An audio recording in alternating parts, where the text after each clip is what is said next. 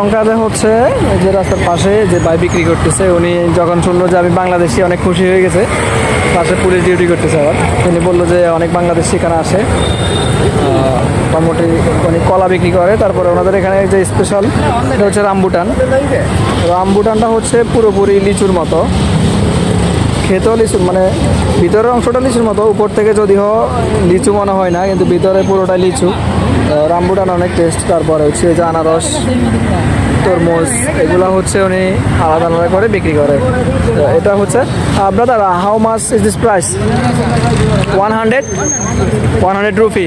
তো এটা হচ্ছে শ্রীলঙ্কার 100 রুপি, প্রায় 43-40 টাকা। নো নো, উনি আমাকে অফার করতেছে একটা ফ্রিতে খাওয়ার জন্য।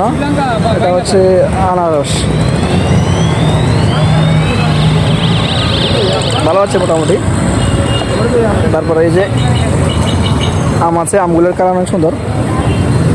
Brother, this price? 1 kg 550.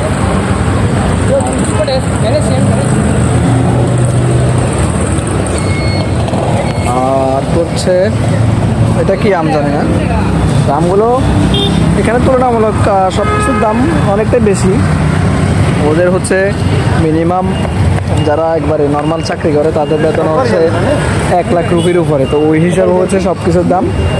একটা চিপস নিলে 100 রুপি, একটা পানি নিলে 100 রুপি। অর্থাৎ পানি আমাদের এখানে 30 টাকা হলে ওদের এখানে হচ্ছে 1 লিটার পানি ওদের এখানে প্রায় বাংলার 40-43 টাকার মতো হয় আর কি। তো দাম মোটামুটি এক্সপেন্সিভ, তবে ডিসিপ্লিন অনেক ভালো। রোডঘাট ক্লিন, যদিও আমরা দেউলিয়া হিসেবে জানতাম শ্রীলঙ্কা, কিন্তু ওদের শৃঙ্খলা, ডিসিপ্লিন সব কিছু ভালো লাগতেছে আমাদের কাছে।